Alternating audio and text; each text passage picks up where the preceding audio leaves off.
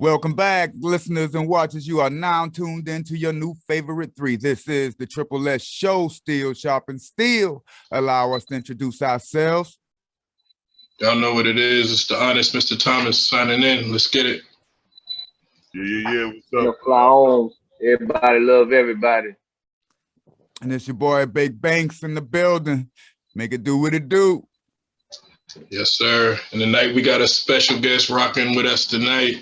This man is a producer, engineer, mix and master, a musical genius. I like to think of him as the doctor to my Frankenstein. None other than Deep Voice One. How you doing, brother? Big shots, big hands for the Deep Voice One. Peace and blessings to all viewers, to my homies, to my dogs right here, y'all. So it's to be here, y'all. Already. All right, my man, Deep Voice One. Yes, sir. Yes. It is a pleasure, bro. Please believe it. We go way back, man, and always positive vibes, man. To start this thing out, man, you've been in the industry for quite some time, and you made some acquaintances with some major names, helped a lot of people along the way with some mixes, some engineering, man. We're gonna talk this journey. This may be a long one, bro, because you've been out here for a while doing your thing, but we want to get into some of that, man. Talk a little bit of your journey, man, your successes. We see the grays. We trying to get there. Let us know a little bit.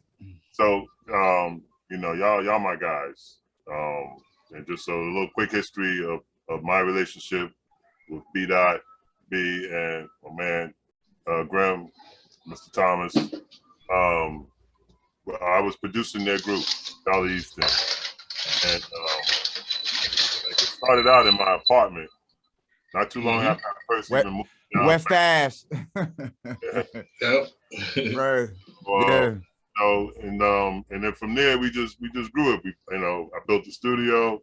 We all partnered up, got in there. We put out a little EP record. We was trying to get that grind, trying to get our name in the hat like everybody else back then. Definitely. My career with music goes back a little time, y'all. So I'll say it like this: I carried crates for DJ Kool Herc, and nice. Okay. Because I lived right across the street from a major nightclub back in those days. That Flash, Grandmaster Flash, the Furious Five, Grandmaster Theodore. I mean, all those original hip hop kind of names. The forefathers. Yeah. Right. They all came to this club called the T Connection. And if you're from the Bronx or New York, period, you know T Connection, just like the Fever and State Fever and all that stuff. So Fever and T Connection were the main two clubs. They were adult clubs, and so, but they were the ones where, kind of like the Yes Y'all got started. Okay. So because everything, like I always say, that song,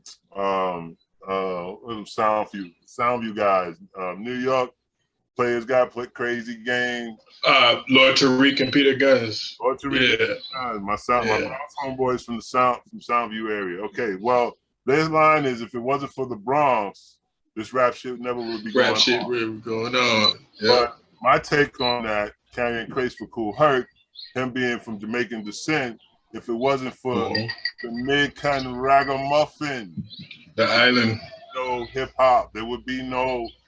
It wouldn't be that. It wouldn't, it just. It's like when the block parties were going down then, and then when he would come out to the shows, everybody got involved. That's why, you hear the Yes Y'all to the beat y'all, and then you say ho, So would you say that hip hop is like an extension of the whole reggaeton, that type of sound, like originally? Yeah, just being like how you said, Herc got the lineage in his blood. So like, you think that what he was doing in the late 70s, early 80s was just an extension of what he already grew up to in Jamaica?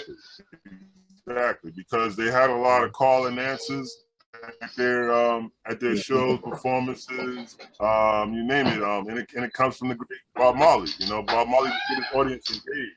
That's how he, you know, a lot of his stuff, you know, is live. The best Bob Marley is live. Bob Marley, 100%. Yeah. 100%. The studio stuff sounds amazing. The studio stuff is dope, but his live shit is incredible. But anything he does is incredible. It's kind of like MJ, Michael Jackson, man, the live and the studio. Right. So it comes. So it's starting there, you know, and then so Herc and them guys, Africa Bambaataa, you know, was also in my neighborhood. So I basically kind of came up in that, you know, the genesis of hip hop in a sense. That's dope. Right. That's dope. That's some good shit. Having that around, you know, was cool, and you know, every weekend was dope in a sense. You know, like we just had, you know, we were gonna go to this block party and whatnot too. It's funny. I gotta say this too, that it was all about getting the girls. It was all block parties. Yeah. Parties was all about meet and greets for guys and girls to hook up, boom, boom, boom, hang out and gel. So and then, you know, later on in the late '80s came the gangster rap, and that's another topic in the sense where that's where the exploitation started. Whereas, you know, white corporations saw, oh, there's money to be made. See, before they didn't see where the money was to be made until gangster rap came out, and then all the radio stations as well as because they could push the negative imagery that sells. They didn't want the positive things Herc and them guys was doing back then. Right. So, you know what I'm saying? So then you start getting the labels on your record for what was too explicit.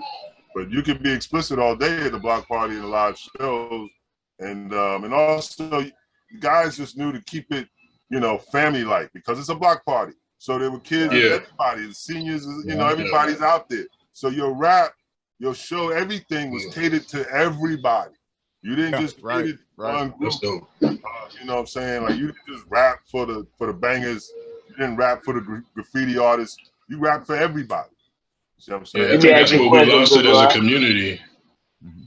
Let me ask you a question real quick. So would you say back then, even with as far as women, would you say that the because it really wasn't lyrics back then, it was more so call and response, right? Would you say that was like even women was more respected as far as women, like you say, kids and family members, and even with women it was like certain things you might not say because it's women in the crowd or whatever? That's a good question. That's a good question. You didn't say it because if the block party was your neighborhood and you rhyme, you rap, chances are your moms was out there. Right. Basically, Yeah. you trying to let moms know you doing something with your life. You ain't really always just out on the corner hanging and drinking 40s. You know what I'm saying? You were doing something. Then you got the opportunity to prove to her that people knew you. Like, you know, like if you go, I'm from Gun Hill, White Plains Road area. So, but if you go down to Soundview or where Herc and flashing them from, you know what I'm saying? You know, you were trying to get new fans. Right. So you didn't do anything to piss nobody off. Right. But that kind of, if you think about it, Fly, G, and myself, if you think about it, that carried over to our generation too, because we did a lot of rapping out at the school, in elementary school, middle school. Well, we used to rap at the temple, man, in the hood. You know, and it was always, we used to do that. Right. It was always mothers, grandmothers, children. Yeah, your cousins, aunties, and stuff. You know. Right. So you know, we kept it clean. We kept it clean. So that. You know what I'm saying? So that rolled over into us. And even in G, you remember when we used to rhyme, and we didn't put cuss words in rhymes. It was years of us doing because we were so fascinated with being able to rhyme. Yeah. I mean, I'm still kind of like that to this day. I mean, I cuss, but I don't. It's not a focal for me. Right. Like it comes up. It's just like when I'm talking, every word is in fuck. Like I can articulate myself, and you know, so you don't really gotta, you know. I like the It's not like, the it's not element, like the art form. You know, when I be hearing you spit, it's not like, oh, he threw a cuss word up in there, whatever like that. Because Right. actually, you be yeah, that's just me using talking. certain words, right? You be using certain words. Mm-hmm. Where I be like, yeah, this dude, yeah, this vocabulary is crazy. You know Yeah, what I'm saying? yeah. I You don't would have to cuss. You like, don't have to cuss, and you won't even notice that he don't cuss until you think about it, and you be like, let me Right. listen to that again. Right. He ain't even said cuss word. Right. You know what I'm saying? Now, when yeah. you just I don't even really pay attention to it, to be honest. I just write. You know, curses come, they may not. You you're know. an adult Right. now. What I want to add to that is you're an adult now, and coming up, you're young, and you just starting out in this. You're trying to impress people. You're not trying to turn people off. Right. Word. It was Yeah. Word. you knew better. Instinctively knew better. But now it's changed. The young generation now think that because of Google or whatever, they know more than their parents or Right. Yeah. Yeah. Yeah. And there's no filter now, man. There's no filter out here And now. they haven't. They don't know how to differentiate. They haven't learned how to differentiate knowledge and wisdom either. Yeah. Like you can read a lot and see a lot, and you can just be very perceptive. But like understanding is more important. Than, you know what I'm saying? You gotta know what you know. You can know anything, but you gotta know what you know. You know? Yeah. While we're also on the subject of the beginning, the origins of this hip hop thing,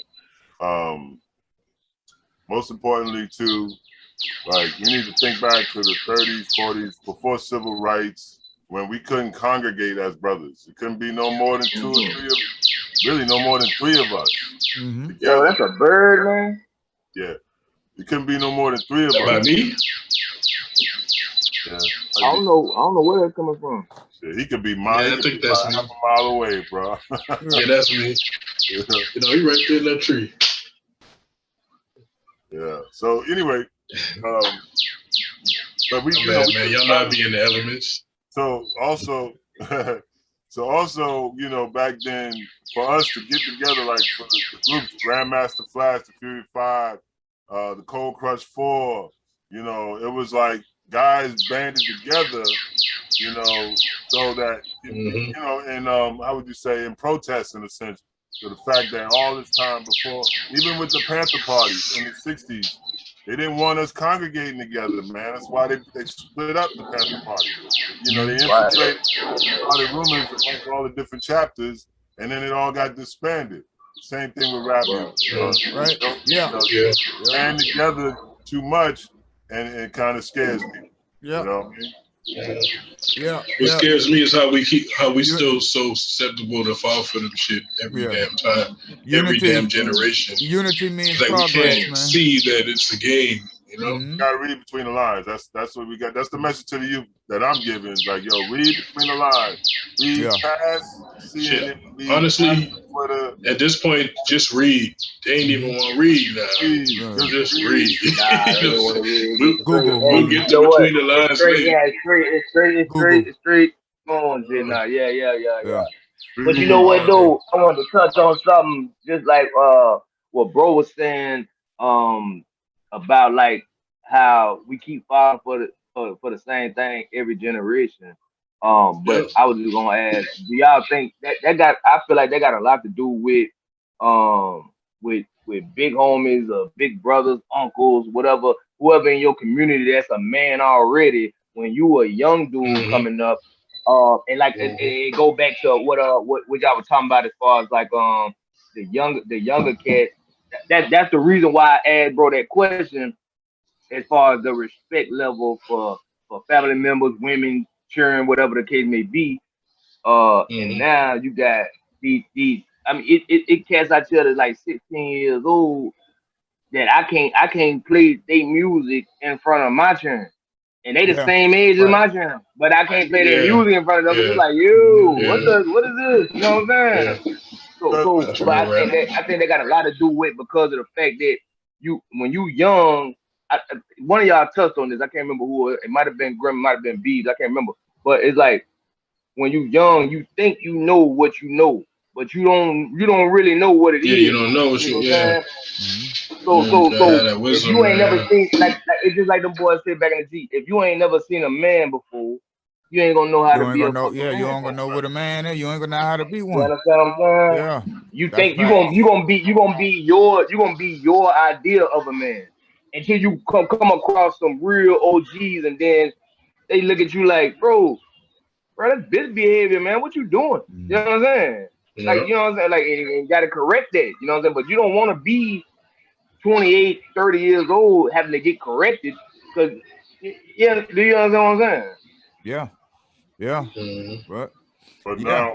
now what we gotta find out is why the youngins open to that wisdom. Like, what happened that you don't feel like you need to get wiser? Like, or do you feel like the day is the only day? You know, like it's almost like they know the only ambition to look towards the future. You know, it's all about YOLO. The moment. You only live. The moment. You only live once. Yeah. So. I can't even front though.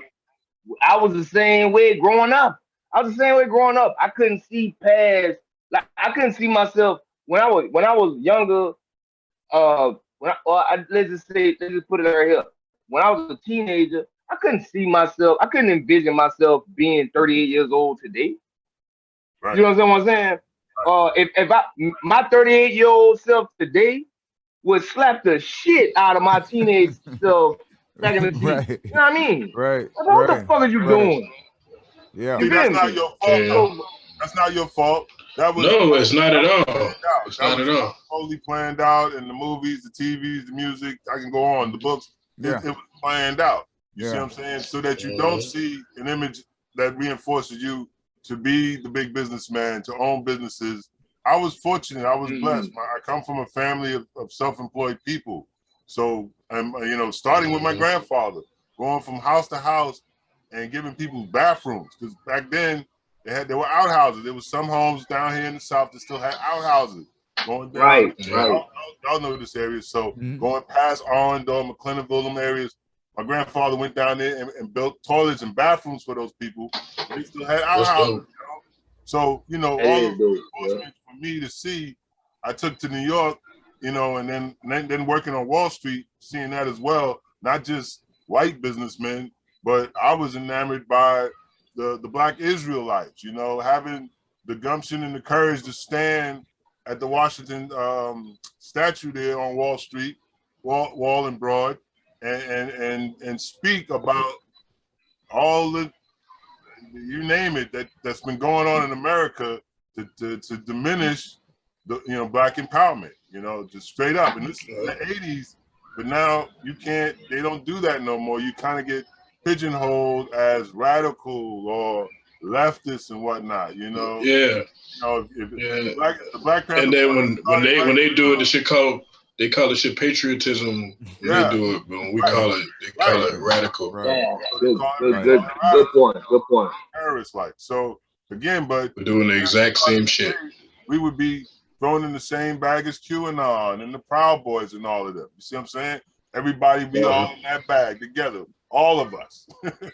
You know, the Panthers and the QAnon, we all in this bag together now because of the optics that they want put out there, you know? And that optic is the fact that they want us to keep having our hand out, you know, keep trying, be the first to go to space, be the first to this, the first to this, all these years later, when we could have went, you know, I mean, we were the first in a lot already that they don't talk about. Correct. But at the same time, you know, those reinforcements like Fly is talking about, I didn't see it either. You know, bro, I didn't see me having no studio, bro. You know, it's like, I didn't see that. Yeah, you got to grow into some shit mentally. Yeah, you got to mentally grow into some shit. This might lead to the next question, Bees, but I got into this shit wanting to be a pilot, yo. When I went on I flew to California with my mom, so when I was about 8-10 years old. You see what I'm saying? And getting on the plane, you look left, you see a cockpit, you know, you see how that shit works, you know, like I was like, yo, what is that? You know, I remember that shit too. I was around that same age going to California, man. Yeah. She that shit takes you away. She used to tell a story about how I would just unbuckle my seatbelt and kept whenever they opened the door, the pilots back then they used to open the door. you know. And Yeah, you can go outside there and shit. Go stand there and run off it. Watch them do what they do. So seeing it, I felt like I could be that. You see what I'm saying? Now, not everybody from my projects got that opportunity to see that. And so therefore, what they saw was different. You know, some just saw niggas in the corners, some just saw niggas playing ball. You know, it's a deep situation, yo. But I'm saying it needs reinforcement, even if you just go out there and tell the youngins, yo, I'm not just, you know, this guy that just comes out here and washes his car all the time. You know, I used to be on this grind with this, that, and that, and that. Or I used to do that. Or I was inspired by this. You know what I'm saying? They kind of they need now, I feel, more, you know, optics or more speeches on, yo, you know, what kind of life you want to have, not what you want to be, but what kind of life, yo. You know what I'm saying? Look at all these different lifestyles here, these people. This one here, everywhere they go, pictures are being taken, or somebody want to talk to them, or somebody's like, you know, doing selfies like, oh, snap, look who's here. You know, you want to be that person. Right. You want to be the guy that you don't never see. You know what I'm saying? Like Bezos. If it wasn't for social media, you wouldn't know who the fuck Bezos is. Right. You know what I'm saying? You know, like I never knew who the fuck Mr. Steve was and shit like that. You know, you didn't know who the fuck these people were that own these big corporations and shit. For real. So I ain't know who the dude that owned Walmart was until he died. I think he had been there before, you know what I'm saying? Sam Walton. But they got a whole family, they straight. They run the world. No, but what I'm saying is like what bro talking about, like we didn't know who these people was who own these big corporations, these big companies, these big money grabbers. We didn't know who these people was. Yeah, we didn't really care. We didn't care we didn't think about nothing like that. We the only people we knew that had some shit was what, Bill Gates and Hugh Hefner, man. Only word. the only people you heard about. Yeah. Oh no, Ted Turner. I knew Ted Turner been a rich man. Ted Jones on the board. You know, and a handful of people. How about this? A handful. Yeah. Robert Johnson was right on the same level with Ted Turner. The high TNT get all these other stations, Cartoon Networks, everything go like this, and BET just plateaued. BET just stayed right there to the point where they had to sell out to Viacom. So it's so much that you kind of gotta, you know, dig into, swim through and all that stuff. I kind of think that's by design, though. I kind of think the reason why we didn't realize what Robert Johnson was doing versus what we knew what Ted Turner was doing, I think that's kind of like by design, because they don't want you to know that it's a black man that's doing the same thing this white cat doing. You know what I'm saying? That's why they be trying to block. That's why they be trying to block your boy Byron Allen. Dog be making big boy moves. You feel me, Byron Allen? That's a good dude. But that's his big boy move. That's history. I got a list. You ready? Byron Allen, Bill Cosby, Oprah Winfrey. You know what I'm saying? There's a long Earl Graves from Black Enterprise. May he rest in peace. It is a long list, bro.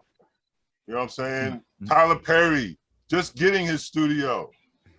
Come on, yo. The big shit, man. Studio. All the Wayans had their own studio. I don't know if it's still going. They had their own big production studio, just like Paramount and all them other stuff. All them other places. I didn't even know that.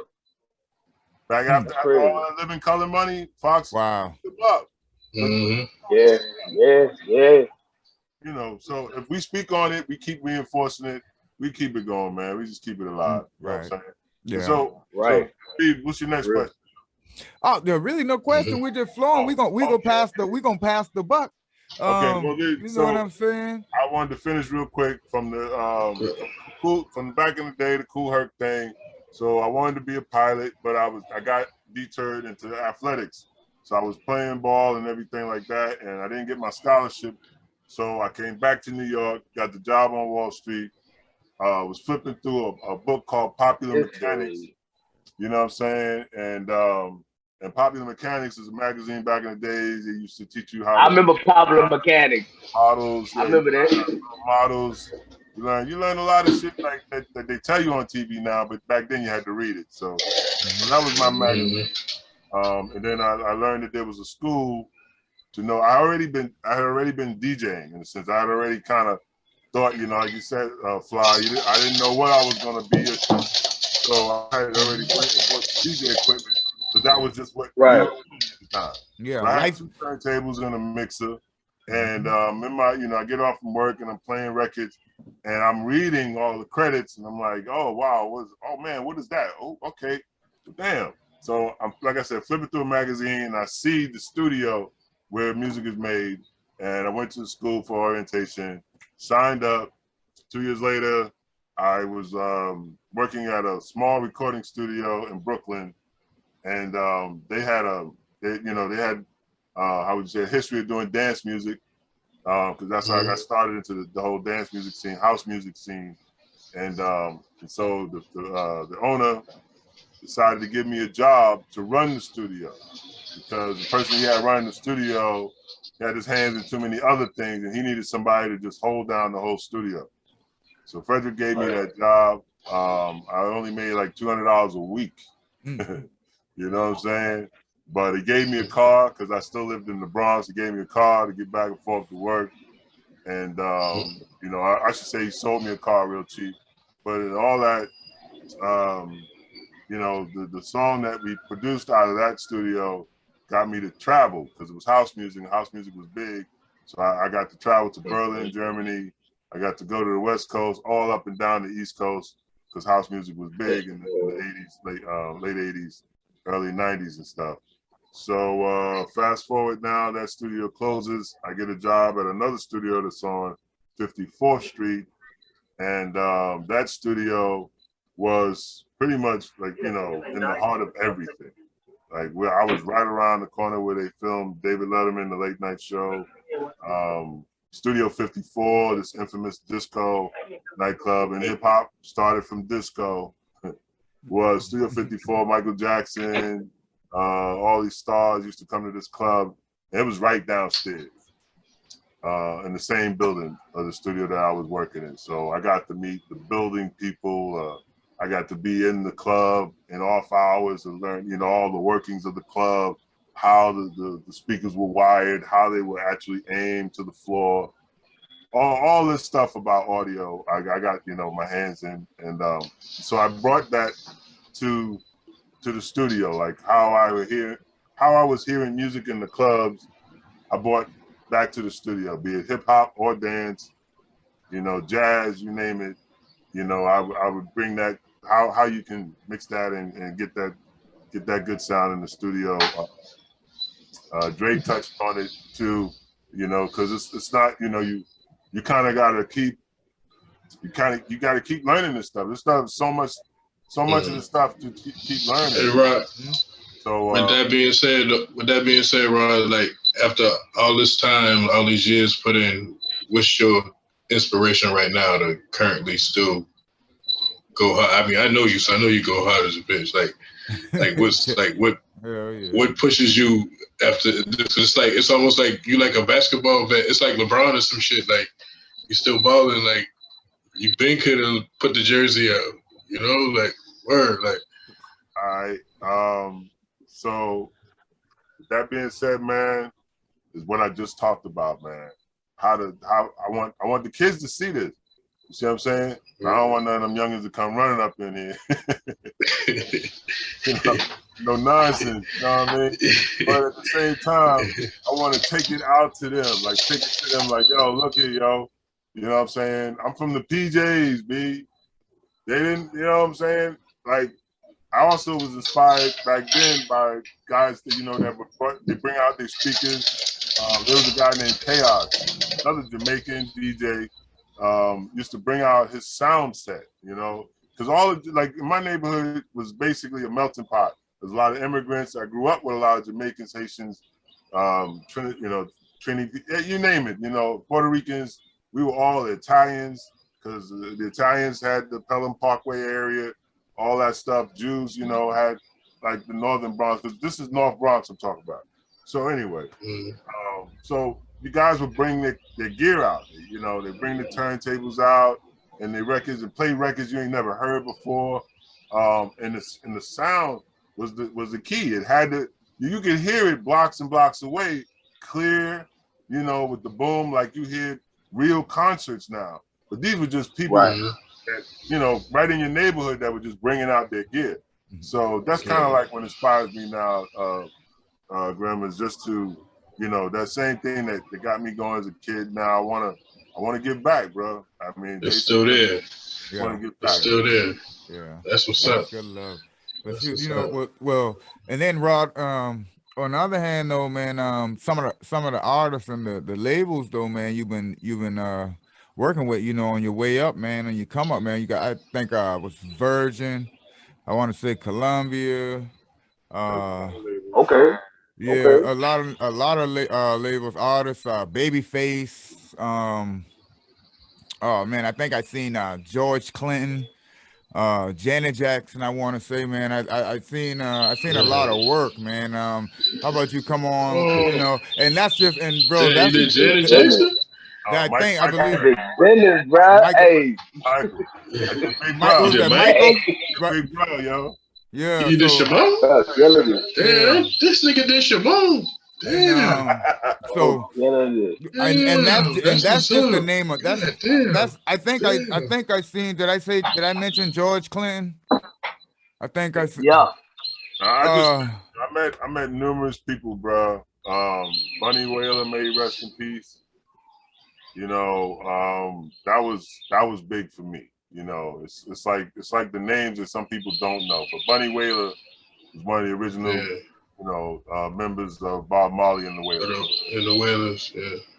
All right, and that's at that same studio, 54. I met Madonna, you know, but a lot of those artists that you mentioned, I didn't meet. I met Mariah Carey. I got, you know, I worked with Mariah numerous times, so we can, you know, we can say that, you know, she knew me if I came up in her conversation. Oh, I know that. All right. Yeah. So that, you know, all that was cool. But you know, I met Cicely Tyson in the elevator at Warner Brothers Records. So those are memorable moments to me. May she rest in peace. So no photo. Boy, that would have been lovely. Yeah, right? You still, that would have been. You still got the moment. The moment. You still got the moment. The moment is precious. The moment is absolutely. You know, that's a precious one. Yeah, you know, met Morpheus on the coming out of NCA. You know, Mr. Lawrence Fishburne himself. Yeah, Morpheus. All right. So, you know, I used to be, you know, I was just very. I used to be told I used to resemble Lawrence Fishburne back then, you know, especially after he came out with Boys in the Hood. Because I wore my beard the same way and whatnot. That's, you know. wow. So they used to call me Furious You still had hair then? Yeah, I still had hair then. Yeah, that's what's up. Styles and whatnot, you know, back in them days. But I'm gonna say something real quick though. And boy, say a picture say 1,000 words or whatever however the saying go. But actually, I think like it's better because he telling stories from times when it wasn't no IG, wasn't no social media, wasn't no mother wasn't just taking pictures and shit like that. And what's dope is I could have seen the picture of him on the elevator with Cicely Tyson and liked it or whatever, left a comment and did be done with it. But to hear him speaking about certain things is even more like it's almost like watching the movie versus reading the book. You dig what I'm saying? It's like the same type of thing. Like folk will watch the movie, that's cool, the movie cool. But you read the book and you be like, boy, the movie left out all kind of details and different little things or whatever. Yeah, you know? right. Yeah, that's deep too. Yeah. Now we're just getting longer to cater to the original books. You know what I'm saying? Because 100% right. Everything from a book, you know, even book roots, all that couldn't get fitted into the movie, bro. That's TV series. See what I'm saying? That's why the TV series actually was so long. Yeah, you know? Long. It couldn't be a movie. There's too much in it. It's too much still. Did y'all watch the remake of Roots? Did y'all watch the newer Roots? No, I didn't. Y'all didn't check that out. No, I did not check that out. I did. I ain't gonna lie. It was cool. Yeah. I messed with it. Okay. Yeah, that's years ago now though. But yeah, I messed with it though. I'm gonna Google that right now. I'm definitely looking at that because I forgot. And it was just something good. Yeah, it was just something cool for them kids to see it in their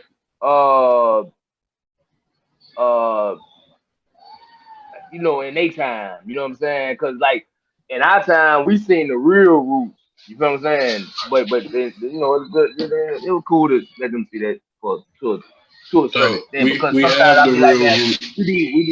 We be seeing too much of that slave shit too, man. Yeah. Too much. That's what I'm saying. We have the saying? real roots, man. We have the real roots. You don't got to see that shit portrayed. That shit's in your DNA, man. That shit right there. So that was big fact. And we still rooted. We still rooted. Yeah, no doubt. Big fact. Yeah. So, you know, the stars were definitely a blessing, you know, especially stars like Miss Cicely Tyson. And, you know, so, you know, at the same time, too, you know, you realize when you're seeing famous people in and out of the studio, my job is just to hold out in the studio. I'm not really here to look for autographs and selfies. You know, do all that shit, I got any back then because of just how the role I was playing as an engineer. And, you know, in the studio, I didn't want to be the guy to be like, nah, I don't want him around. He won't talk too much. Right. Who's that guy? He works here? Nah, I don't want. And they used to do that back then. They'd be like, nah, I don't want him in my session. You see what I'm saying? Because I had Teddy Riley and them do that. You know, not to me, you know what I'm saying? But, you know, I remember that Gene Griffin and all of them, they didn't want this guy, you know, in the studio, coming in and out of the studio. You dropping some major names, man. Like you really like smoothing over some major names, man. Famous. This is the story I tell my kids. It's kind of like I know my dad. He's got these stories that he's stuck with me, and I see myself sometimes when he's telling these stories, and now here I am, you know, getting ready to sound like my dad telling you this story. Yo, it's like this coming up. Oh shit, damn! I lost train of thought right now. Just thinking about my dad, because you know he was that inspiration for me as well, because he let me stay. You know, like I grew up across the street from a guy. I didn't grow up across the street. My dad used to live across the street from a guy named DJ Pete Jones. All right. They used to call him really Pete DJ Jones. That was his name. And he would play on the radio station sometimes, but he lived right across the street from my dad. Him and my dad were mad cool with each other. They used to burn together. So sometimes he would ride with my dad downtown. So we would go to his house, and my dad would pick him up, you know, say, okay, we about to bounce. And, you know, and he had the whole beads and, you know, and all the DJ stuff in his house too back then. You know, so I got these stories, man, that, you know, that just like I said, I just want to give them back, man. I just want to give them back like how I was inspired and whatnot. I'm gonna skip that other story right now because all right, no sweat. Dig it, take your time, bro. No sweat. But we can roll over, man. You know, we speaking of inspirations and stuff. You know, Rod, we've been doing music, man, together, learning. Me, G, Dollar, Speed, rest in peace. You know what I'm saying? P Love, Mellow. You know, throughout the year. So we've been in each other's presence for quite some time, you know, doing music, sharing ideas, and for the most part, I can say just learning, you know,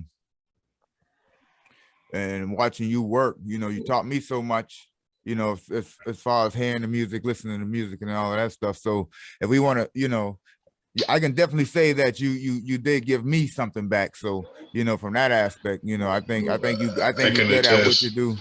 You know what I'm saying? I So can attest. I appreciate that shit, man. And you know, and I still, you know, I call Yeah, you for man. advice if I want, you know, if I want to know what I need to make something work or run into a problem or something, man, you know, you might go to, man. And so I appreciate the knowledge, man. So you rest assured, man, you gave something back. You gave it to me, G.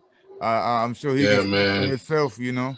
Like that's Yeah. like I said in the intro, dog. Of I'm Frankenstein, you Dr. Frankenstein, dog. Like you like you give it to me raw. You know what I'm saying? We recorded or whatever, how it is. Like like it's almost like working with Rod is crazy because like it almost make you feel like, damn, can I rap? Like, you know what I'm saying? Because like you be like, cause he don't really he listened differently when he in record mode. I don't think he really. I could be wrong, but Rod probably don't really appreciate a song till probably 2 or 3 days later. Yeah, until the work is Like done. just actually like listening to like what's going on in the song. And he's just so focused on the sound, you know, from the from the lyrics to the beat, to, you know what I'm saying? Like that's so like that's dope as hell. Like That's I think that how sounds it pretty was, cool. You had the track. Okay, so I gotta say this too. You had the track. Whatever went down on the tape had to be good. See, we didn't have the luxury of hard drives, bro. Hey. This is long enough to get on camera. See this little bad boy right here? 500 gigabytes. All right. You know how many 2-inch tapes this is right here, yo? This is for the younger viewers right here, yo. Y'all hear me out. All right. The 2-inch tape used to cost $200. The 2-inch tape is a 24-track tape. All right. To go in the studio, all the studios back then, some was 16 tracks, you know, and they were less expensive. And actually for hip hop, that's kind of all you need. You only really needed 8 tracks, okay? But big studios, the ones, you know, like how Eric B. Paid in Full and stuff, all that stuff was done in, had 24 tracks and sometimes 48, which would be 2 of the big tape machines put together. Okay, so this is 500 gigabytes. Those tape machines, those tapes used to hold. You can get 3, maybe 4 songs on it, but they only could be. I think it would hold about maybe 20 minutes, if that, maybe. So you get that's 4 songs, no longer than 5 minutes. Okay. Nowadays songs are shorter. Back then, songs were 3 minutes and better. Yeah. Okay. Long. Yeah. Longer. Yeah. Okay? Right. Longer. You had R&B songs that was 7 minutes. Some Barry White stuff, all that stuff, 8 minutes long. Some of those songs. Okay. Al Green and stuff. Okay. So the 2-track, the 24-track 2-inch tape was so expensive, like back in the hip hop, early hip hop. Okay. Soul Sonic Force those days, that you didn't go in the studio and bullshit. You know what I'm saying? Yeah.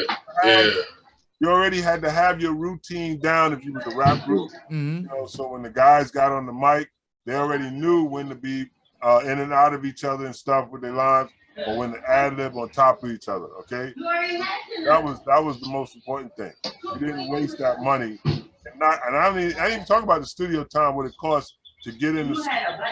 You know, starting at 50, 75, sometimes 100 and up, an hour.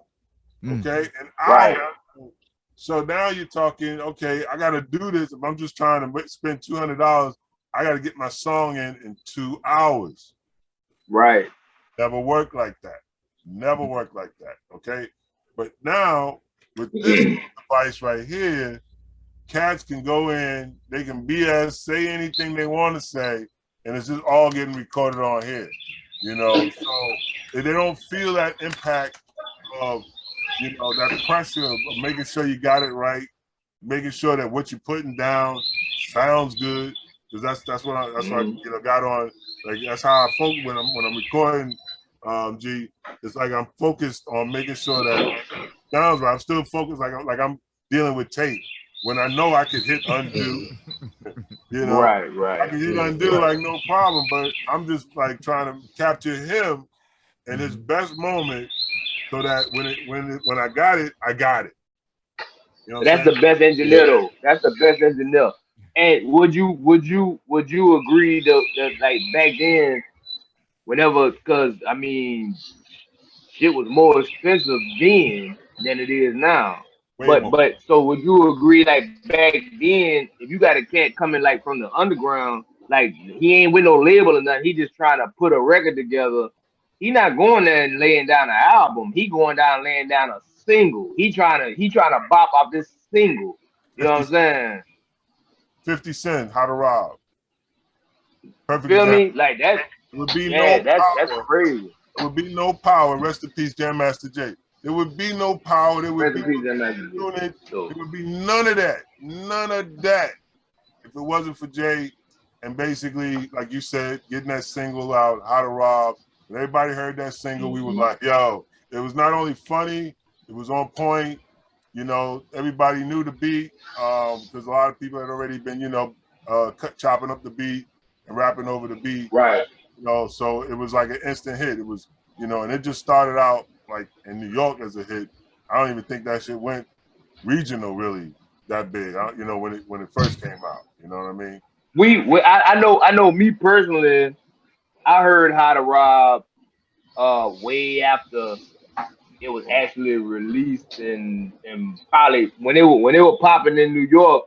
I heard it way after the fact. You know what I'm saying? I think I already knew who 50 was by the time I heard How to Rob, and I went back and did research and I think Likewise. Yeah, Likewise. we didn't know what How to Rob was when I just brought that up as an example as to what you were saying. I mean, it wasn't way in his career. No, that's real.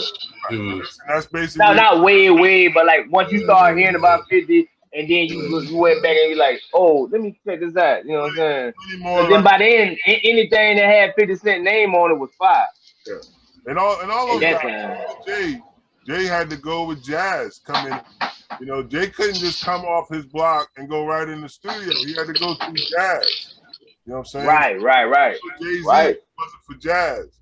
So, and he knows that, you know, but again, those who are, you know, his fans and whatnot, a lot of them don't know that. You know what I mean? And so they're looking for that instant gratification, and they're not willing to put in that time. They're not willing to try to get it right the first time, the first opportunity you get to get on a mic to make sure you're spewing your best, you know, and that moms will be proud, man. Word up. And that, because that's how, like. Do you think is that just this? That's not just this generation though. That it's been like that even in the 90s. I can't speak on the 80s, but it been like that in the 90s too. It been like cats that get out there and just do something and it wind up hitting, and then it comes and it goes. That's when that exploitation started. You said it. It started when they knew that, okay, we dealing with youngins straight off the block, and if we make them sign a paper and give them 30, 40 grand up front, they're gonna be acting like they got a lot of money. And we're gonna be we're gonna sell this. We own the publishing, we own the copyrights, we're gonna sell this for years, we're gonna make millions. They're gonna be still trying to make that 50,000 whatever work. Yeah. So you don't think that didn't happen in the 80s? That didn't happen in the 80s so much like that. No, it did. It started back then. It started back then. It started because guys didn't know how royalties were chopped up. They didn't know the business of music. Right. The business of it. Right. Everybody was artistic with it. They didn't know trying to just make music. They didn't know I got you. The music. See what I'm saying? Now kids see the money in the music, which is kind of like another thing that makes sense to me. The guys are sitting outside and they got to be flooded with all this bullshit ass jury. Yeah. You know what I'm saying? It's like you keep displaying the image of where they're getting that money back, bro. You ain't showing me. Staying in your hood, staying in your family. You ain't showing me nothing of that yet. You know, but yet you don't see Jay like that. When the last time you see Dave with all this shit on? You don't see the real rich people like that, man. You don't see real rich people like that, man. That's wealthy. That's not rich. That's wealthy. That wealthy club. Yeah, wealthy. Yeah, the wealthy don't get down like that. Elon must have had on one or two chains. I forget who it was. He was standing next to. This cat was flooded with shit. Yeah, neck aches every day. But you know what's so crazy though? A dude that really like be like a millionaire or a billionaire, he'd have like his chain will look like Rod's chain. But then like I might be sitting right next to the motherfucker and you would think I the super rich nigga and I got 36 Cubans on. You be like, bruh, what the bruh? Like, how'd you take that off, bruh? What's your process of taking that off and putting it? Come on, man. That's ridiculous. That's ridiculous, man. Fuck out of here. That's clown shit, man. Yeah. Thank you, Fly. Thank you. Yeah, but that's clown shit, man. Clown shit. That's dress up shit. Cause you know you on TV. Because you know you on TV. That's what you. Come on, B. What the fuck? Yeah. I'm always when I see that shit, I'm like, Ben Simmons shit, nigga, please. Yeah, for real though. Oh, you in the NBA, I already know you got that. So what's up? What's up with that? You know, but you know, that's like that. I think that come from insecurity though. Yeah, that's what I think that come from insecurity. Each its own. Yeah. I ain't going there. I'm no psychologist. None of that shit. I'm just saying my opinion. You know what I'm saying? Right. Yeah. Real shit. Stop though. As far as what the impression that is given to the younger crowd, man. You see, that's all. Because all that shit is saying. Only time it's gonna stop is whenever motherfuckers is like on our age, because I the baby of this group, but when motherfuckers our age start, like we gotta really start enforcing shit as far as the community, and then that's when the younger ones be like, oh, okay, this how you supposed to move. You understand what I'm saying? This is how you supposed to move when you a man. Not because they really learning each other. Right. They learning each other. So you got somebody that's like 16 years old. They learning from a nigga that's like 22 years old on how to move out here. And this nigga don't even know who he is at 22. You think what I'm saying? He just playing the game how it go because that's what he was learning. You heard the expression, the blind leading the blind? Right, the blind leading the blind. Right. That's where we at with that type of shit right now, man. You know, all about and seeing how about them coming up with terms like we've been talking about woke, staying woke. How they coming up with these terms now? The white people trying to act like they don't want their kids to be woke now, you know. So we're gonna take this out the books. We're gonna take that out the books. Because nobody want to see this shit, you know? Or they don't want you to see this shit, you know? So we got to keep it a buck, yo. We got to keep it a buck, man. Better believe it. And I ain't gonna lie. When I was coming up, I'm pretty sure when Graham and B were coming up is the same way. When I was coming up, you had older cats that was on the block that'll grab you. You know what I'm saying? Like, yo, hey, bro, nah, we don't rock like that. You know what I'm saying?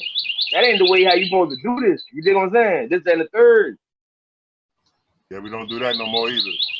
But you know, at the same time, right? We don't do that no more. We don't do that no more. You can't touch nobody's child or nothing, man. You can't touch nobody's child. Can't touch nobody's child. Tell nobody's bullshit, man.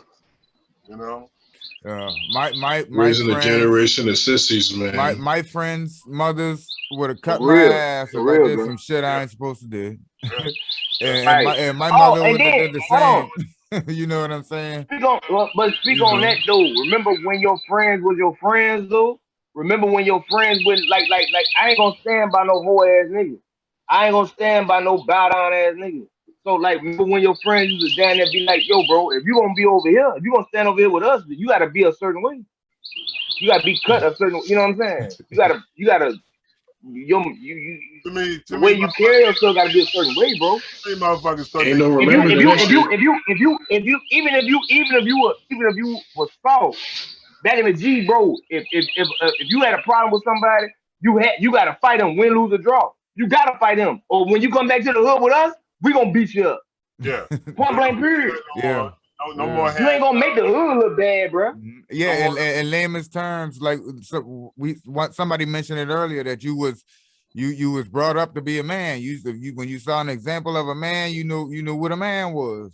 Right. You know what I'm saying? So yeah, like a man. Yeah, you got to be a man out here in these streets, man.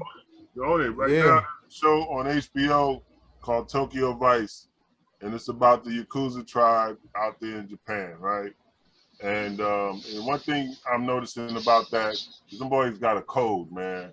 When it comes to being men, you see what I'm saying? They got a code, and they standing by it. They stand by that code, and it makes sense. You know, if you make a mistake as a man, you know, even as a child, the child you may lie about it or whatnot, but as a man, you got to man up to it. Boy, it's yours. Accountability, boy. Accountability, boy. Accountability. Yeah. You gotta own it, man. You know, the shooting up places nonsense. That's bullshit, man. You talking about innocent people that ain't got nothing to do with whatever reason you doing your bullshit over. You know what I'm saying? And you know, and then your reason that you're doing your bullshit over is probably some really bullshit. It's not about no land. Yeah. It's not about no real wealth, like Graham mentioned. It's you know, it's. I mean, come on, you know, what we're talking here is wealth building. I'm going to say this too real quick. Shouts out to you fathers right there before Father's Day. You see what I'm saying? Shout out to you too. Hey, man. On that too. Absolutely. Absolutely. You know, and so keep doing that, man. And that way your kids will keep doing that, and so forth and so forth. You know, but yeah, man, it's the empowerment right now that they're trying to keep down, and we just got to keep it going. Right? We got to keep it going. We got to let them know that I appreciate peeps having me on here, letting them know there were black engineers, because there were no other black engineers in the studio. I wouldn't say no other. You know, like in my area, there were maybe 3 or 4 of us. Small numbers. Back then. Yes. Right. That ain't. You know what I'm saying? That actually, enough. You know, when I went to school, okay, maybe a little bit more because I'm thinking about school. So maybe about 5 to 6 black engineers. Me, my man. Even if you round up to 10, that's that ain't enough. Still not enough. Yeah, still not enough. Yep. Right, because I got like faces and looks in the studios when I would walk in certain studios. They would buzz me in, and then okay, how can I help you? You know that I ain't delivering. There was no Uber and shit back then, so they didn't see no food in my hand. So they were like, "How can I help you?" And I'm like, "I'm Rodney." You know, and they're like, "Oh, you're Rodney." You know what I'm saying? Like, yeah, I'm Rodney. You know what I mean? Right. Like, you know, the engineer. That's dope. You a pioneer, family. You a pioneer, bro. Man, thank you. You know what I'm saying? Yeah, Rodney, the engineer. Dope, right? You see what I'm saying? And working at Electric Lady, you know, it was funny because that's how I always bring them up because that's how they hit me off at first. And then I was like, hold up, this is Jimi Hendrix studio. I was just about to say Electric Lady is Jimi Hendrix, right? Right. Yeah, so my shit was like, how y'all acting? You know, and I had to call them on that shit, you know, to the point where, you know, I know the original owners, they sold it. But, you know, yeah, man, it was, you know, like that, man. I go in the studio and they'd be like, you're the engineer? Yeah, I'm the engineer. Hey, is that true? Is that true about that? About Electric Lady? Like, it's a cat out in there that embodied the spirit of Jimi Hendrix or some shit. Or what? Ain't that the story? Like, it's a cat out in there that embodied the spirit of Jimi Hendrix or some goofy shit like that. There's a cat in there. Is a cat in there? Yeah, it's a cat in there. Cat? A cat. I think as they say, it's a cat in there that like embodied the spirit of Jimi Hendrix or some shit like that. Yeah, I never heard that story. No, I never heard that. You pass me some of that shit there, man. I know when I worked. Damn, I thought I was doing something real good. When I worked there, I heard that story, man. There was only one change to his original design when I worked there, and that's because they made the sound room bigger for the band, you know. But they kept the original paintings and all that stuff that he had the lady paint and stuff. What was the other guy? I don't remember. But anyway, but yeah, man, you know, those experiences, man, is still going on these days. I'm sure when people walk, you know, because there's no black executives now in the corporate world. My wife's in the health insurance business owners.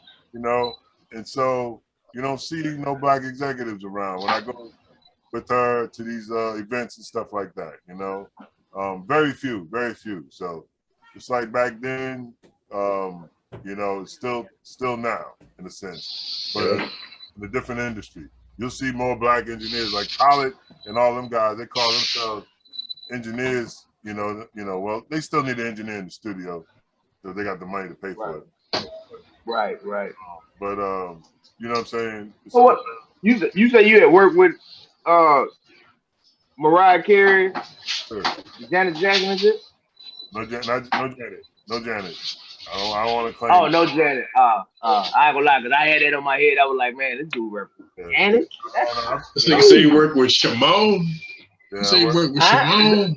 Oh, Michael? Worked on Michael Jackson. So, you know, I got to clarify them too, because, you know, things get a little screwed up. So I just got to keep it real. Work with. Somebody might just say it real fast. So we'll just say work with. Yeah. You did that. Bro, that's dope. So it's another thing too. Teddy Riley, when bro, it bring me around there. I see that was dope.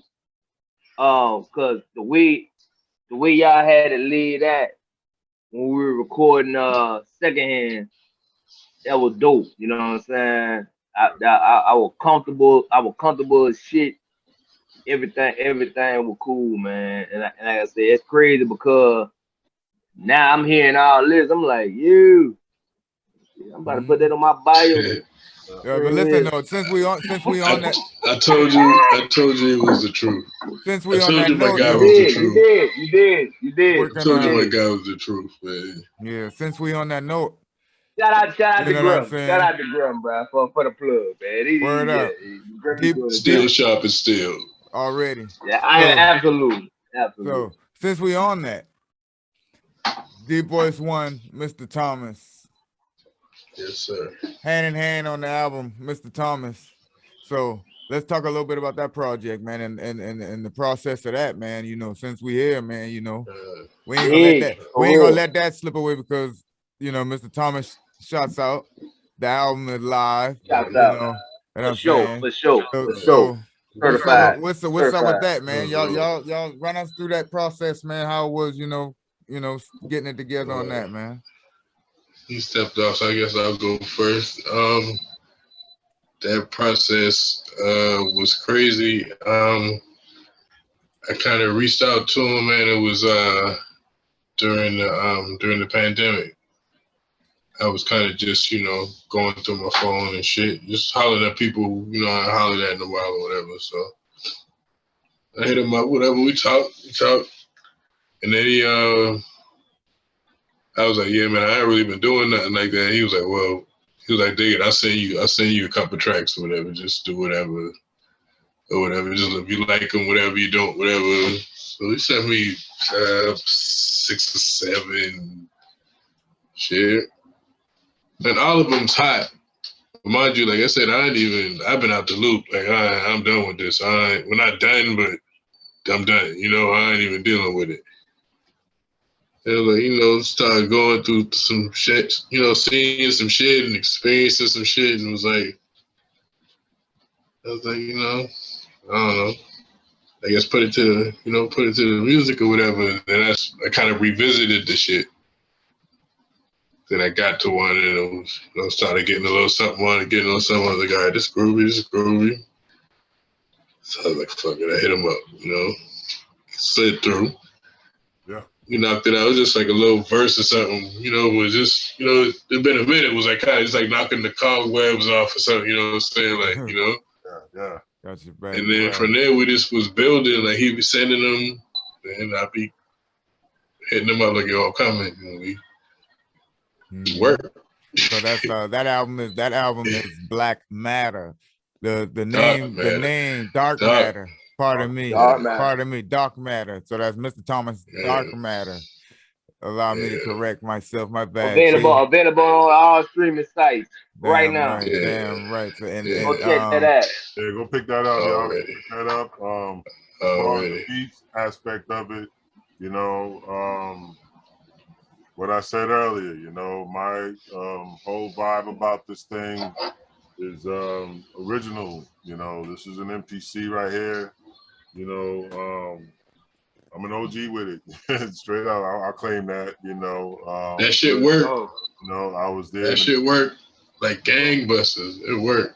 And you should claim that, you know what I'm saying? But that's a proud thing to claim. That ain't like no like motherfucker be like, man, that nigga old or nothing like that. Nah, OG, bro, you gotta live to get here. You gotta, you know what I'm saying? Yeah, You gotta be out here to get here.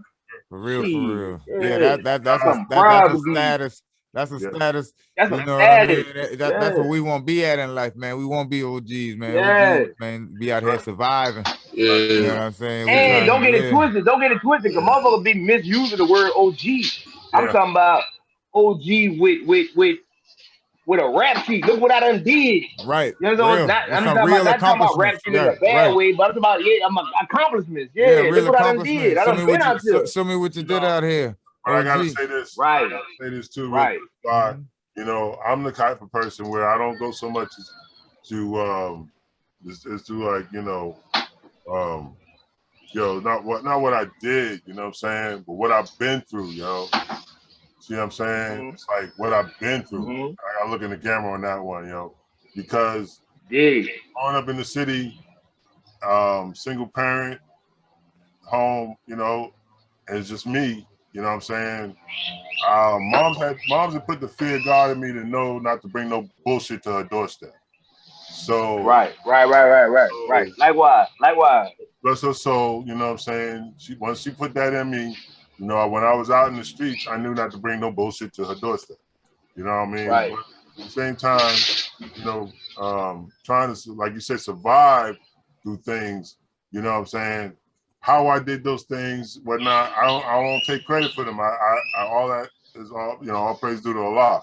You know what I'm saying? That I got through the city, you know, didn't, you know, it wasn't shot, you know, got robbed, you know what I'm saying, when I was younger. But as I got older, I got wiser, you know what I'm saying? You can see when shit's about to go down and you know when to get the fuck out of, you know, fuck out of Dodge. You know what I mean? But even still, shit would just pop off, you know, because it's New York City. So, you know, it's more like, you know, now that, you know, being at this age, I'm thankful, you know, that God brought me to what I've been through. Like, because of the environments that I was in, you know what I mean? Like I said, you know, block parties back then were to meet the girls, so guys didn't come with guns. Nobody definitely did not. Right. Come with guns. Right. You know, we threw hands. Shoe game, nice shoe game and hands. You know, that's all we bring into the party, man. That's it. That was it. That's the spirit of the funk, for real. For real, man. Yeah, man. Yeah. So that's all fly. You know, I just wanted to say that real quick. It's more, you know, but because you know what I've been through, man. And, you know, I did what you're saying. I just saying more like to the point where like if somebody be like OG this that and the third, and even if you don't want to like put out your accomplishments and nothing like that, it's just the point of it's like you got to get to this point. Yeah. You feel what I'm saying? Yeah. You got to get to this point. That's mainly what I was saying about that, because I think a lot of cats be to the point where like they don't really like to be looked at as OG or you know what I'm saying, this that and the third. But it's like, bro, you have to go through, you gotta survive your 20s and 30s and shit like that to be able to even be on my level. You feel what I'm saying? And actually do shit. Yeah, survive in a different kind of way. You know what I'm saying? Yeah. You can't just be like, I think what you're saying. Don't be sitting up and shit. I think what you're saying. I think you're saying that, you know, the people in the jail system and motherfuckers locked up and shit like that, and they ain't handling businesses who want to carry the title OG when they get out. Now we're looking at I ain't saying that. I ain't saying that. I'm saying like that's something else. I don't know what you did when you were behind the walls. I don't know. So I can't speak to that. But what I'm saying is like if you out here and you you accomplishing things and you got certain you know what I'm saying, you got certain stars on your chest, bruh. I mean, yeah. So that OG is a title. You Yeah, can't yeah, that's what I'm saying. cause Yeah, yeah. People you know, keep like people I'm associate. 38. I'm 38. Mhm. You dig what I'm saying? Another nigga that's 38 might not. You might not be able to call him OG. You feel what I'm saying? This nigga he ain't been through nothing. He ain't accomplished shit. He ain't really do shit out here and come from that. You understand what I'm saying? Yeah, 100. If you just 38, you just 38. You know what I'm saying? You just older. You got 20-year-olds that think they OGs, man. That's where I'm coming from. I don't know why. I don't know why though. That's where I don't know why though. You got the. Well, I do know why. I do know why. Actually, I do know why. You got the wrong people trying to that, claim the title of OG. You know what I'm saying? That's what I'm on. But see, that's the reason. The reason behind it because they don't have the older ones to come and show them like, nah, bro, like what you doing right now is bullshit. Right. They're saying what an OG you know what I'm saying? At 20, at 20, what you doing is bullshit. Yeah. You don't know nothing.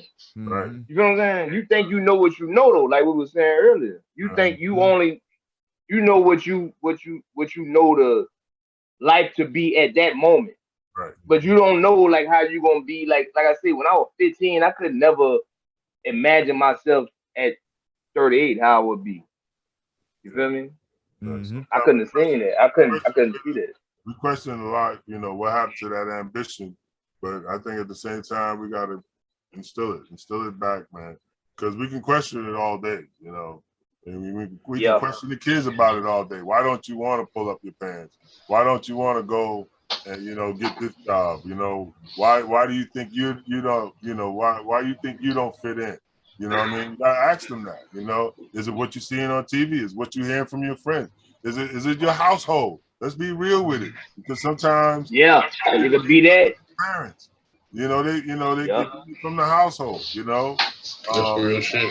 So it's like it's so much in our community that we got to deal with, in that aspect, and raising our children, because like you said before, your mom will smack shit out of you if word got back to her about your bullshit. Yeah, right.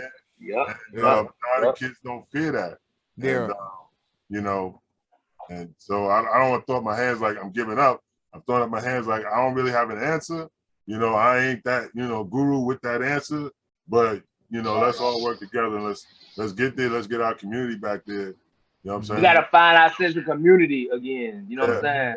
Because back then, all three of us been street motherfuckers at one point. Right. But we all knew that not to bring that shit to our mother's house. You know what I'm saying? Or whatever the case. I want to say something to that. No, you good, but I want to say something. I didn't want to lose the point, but what Rod said is, we got to form that community, right? Bring that community back. Right. But and the reality of the shit now, a lot of is not many communities left, because people selling, getting pushed out, new development here, new development there, and so they destroying the communities. You know what I'm saying? It ain't many communities left. But still, I don't know. I just feel like the community gonna always be the people. It's gonna always be the people. Right. So I can always be like, man, hey, bro, let me down there bring BJ and Chubby around Grum. Let me bring around BB. Let me bring around Rod, just to see, like, you know what I'm saying? Because it might be something that another motherfucker unlocked in him that, you know what I'm saying? Like, what I doing may not be what he want to do, but it might be something else that he see that inspire him to do whatever. You know what I'm saying? Yeah, right. I feel you. I feel you on that, because like I'm still like, if kids out in the street playing and shit, like, I consider myself still the community. I'm still the community, because I ain't gonna let kids run around do what the fuck ever they want to do. I don't even have to know the fucking kids, but I still do that. I'll do that, because I kind of got the expectation. You gonna tell the trainer to stop playing in the street, like, whatever, I don't gotta know you. And I expect the same shit from other parents or adults or other people out there. If my kids were to be doing, something wrong, or you can save them or you can help them, whatever the case may be. But, the reality of it, we don't have that many people left in the world, I don't think. Well, here's the thing too now, Beebs, is that I disagree with that. right now what's going on. We got them. We got them. We got them. It's just about the unification. We got them though. But look, that's just it. There's certain factions that don't want that unification. They don't want their neighborhoods to be unified. They don't want blacks. They don't want gays. They don't want their neighborhood first. And so when we talk about the black community getting back together, it's kind of like they don't want that. They definitely don't want that. You know, we see examples where they don't want that. You know, so they figure like, hey, if you get your community together, you're gonna get it with us, with the whites. You're gonna get it with the gays. You're gonna get it with everybody. And that's kind of like now. We got to get it together, everybody. You know, the kids can't teach. Indeed. You know, unified. Well, you know, you got to unify it in a sense. You know, you can't go at this kid because he's white, and because you white, you can't go at this kid because he's black, and what you saw on TV and whatnot. You know, so there's a lot of that we got to get going. We got to get pushing too, because our neighborhoods are being gentrified, like B said. Yep. That works. We're losing the land. We're losing. You know, there's a lot of areas where they know that the certain young generation is going to inherit that land where their parents is from. Right. Okay. And getting in trouble and whatnot, the parents end up losing that land. You know what I'm saying? And then the generational wealth just keeps going down. You've heard, I'm sure you've heard. B, you don't feel like Huge is one of them type of situations? Well, Huge is one of them type of situations. Cause folk out here own land, but when if it start going down a generation, motherfuckers might sell, and then now you know what I'm saying? He sell to get the cash to you know, they were looking at the area where my grandmother's from. They were looking at guys that look to stand the area, to stand and inherit that land. They were locking those kids up, man. And they were catching them on bullshit, locking them up on bullshit. Parents were putting up or refinancing homes or land or selling pieces of land to bond them out and stuff like that. Meanwhile, the solicitor in the neighborhood knows all this is going down because he's got records of it. He's got records of your land, your last name, boom, your parents, blah, blah, blah, boom, boom, and see, okay, well, when this one passes, it's going to be your land, but you're an ex-con. So, or, you know, whatever. Or I can go in and basically get this land because these people are ready to get out of here and nobody wants to live in this community no more because of what happened as far as the whole crack epidemic and shit like that. You know what I'm saying? In the black neighborhoods, all the black neighborhoods. My grandmother's neighborhood was a nice neighborhood, nice marshland. You could drop a boat, you could drop a crab basket, fishing line, whatever you want on a certain high tide day.